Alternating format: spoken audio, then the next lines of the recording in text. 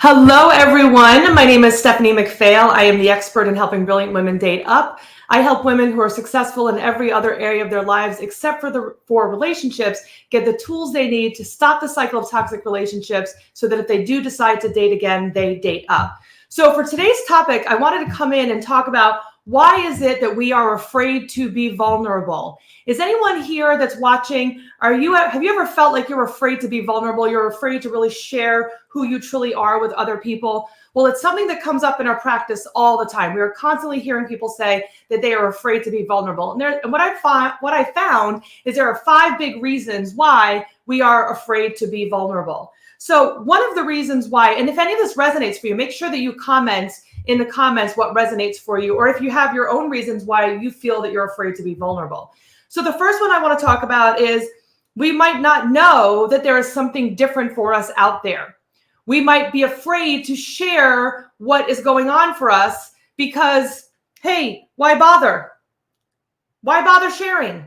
Because when we are in a toxic relationship, we can share all day long what's going on, but they don't care. They don't care what our wants and needs are. They care about themselves. So when you are in a toxic relationship, and if you're like, oh, I'm not sure if I'm in a toxic relationship or not, if you are in a place where you are afraid to be vulnerable because it just doesn't seem to matter that you share your wants and needs with someone, then pretty good chance you're in a toxic relationship. So number 1 reason, why bother? Feel like we can't bother. Number 2, the reason why we can't be vulnerable is because we feel like our needs don't matter. Does that resonate for anyone? Anyone ever feel like they're in a relationship where their needs don't matter? Like, have you been taught that you need to put your needs to the side, that what you want and need is not important, but what everybody else needs is important? A lot of us that grew up in trauma, that were brought up in situations that were not healthy to begin with, we were taught that what we needed didn't matter, but what mattered more was what everybody else needed. I don't know if that resonates for anybody either. So number 2, why we're afraid to be vulnerable, because our needs don't matter. So we put those things on the back burner. Number 3, the reason why we're afraid to be vulnerable is because it's been used against us. I'm sure a whole bunch of people can raise their hand and say that they've noticed that for themselves. Has anyone here ever had their needs, their vulnerability used against them? You know, when you finally share with someone what's going on, and then they give you a hard time about it. They talk about it with everybody else. They make you feel inferior. They make you feel bad about having this want or need. So feeling like, hey, if I share anything with anybody, it's going to be used against me. So I'm not going to bother sharing anything anyone. So we get into this protective mode where we don't share anything with anyone because it's been used against us. Number 4, we have walls that are like the walls of China that are so thick that you can't get through them. Our walls are so high that nobody can even see anything about us. And we've done this as a mode of protection. It's what we've learned to protect ourselves. If I show vulnerability, there's going to be an issue. So big walls, no vulnerability, I'm impenetrable, no one can touch me. But of course, vulnerability is part of a healthy relationship. So if we can't be vulnerable, we're not going to get a healthy relationship. But if we're not in a healthy relationship, we can't be vulnerable. So does that make sense to everybody? Big walls keep us from actually having that deep, rich connection that we're looking for with another human being. So that's number 4. Thanks, Tiffany.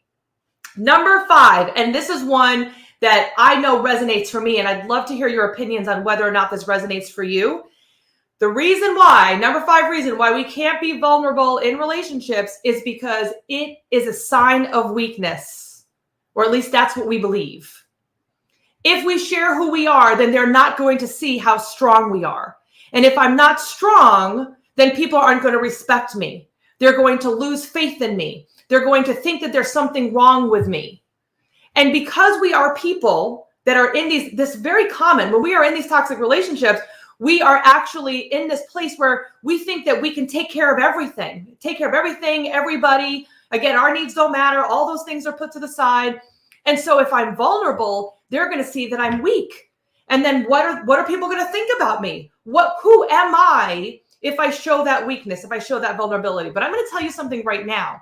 Vulnerability is not a sign of weakness.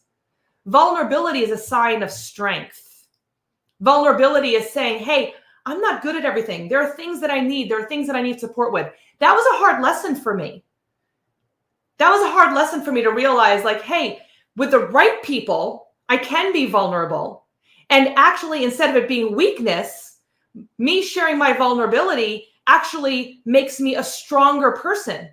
Because when I could admit the things that I need help with, when I could admit the things that I'm not good at, I can get help. When I admit that I'm having a tough time, then someone that cares about me and loves me can come and help me with that. Because guess what? We don't have to figure it all out by ourselves. That's not how human beings work.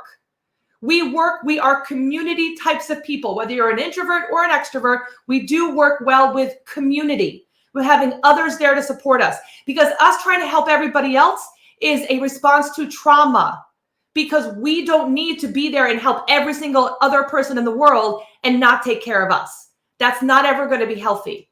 There is a give and take, and we have to allow others to help us as well. Now, I said, John, thank you. I appreciate it. Nick says, I've always been vulnerable to the wrong people and they use it against me. So exactly what I said before, that's the being used against you. That was, I think, number 2 or number 3. We've done that. I did that. I tried to share. So I totally understand. I totally agree, Nick. I was in that position. We've had a lot of clients in that position. They're like, but I was vulnerable. And then they threw it in my face. Happens all the time. So we need to learn how to be vulnerable to the right people, surround ourselves with the right people, and feel like we deserve to have those types of people in our lives. So I hope this was helpful for all of you. I wanted to come on and explain that really quickly. Remember, if you're feeling stuck and you feel like you need more support, we are here to help you. This is what we do every single day. So if you're needing help in the comments, just comment help in the comments, and we will reach out to you directly and see what kind of plan we can come up with to help you through and feel that strength and power that is within you. Hope you have a wonderful day. And I don't even know what to say. Just have a wonderful day. Remember, you are way stronger than you realize. Stop settling for breadcrumbs. Have a great day, everybody. Bye.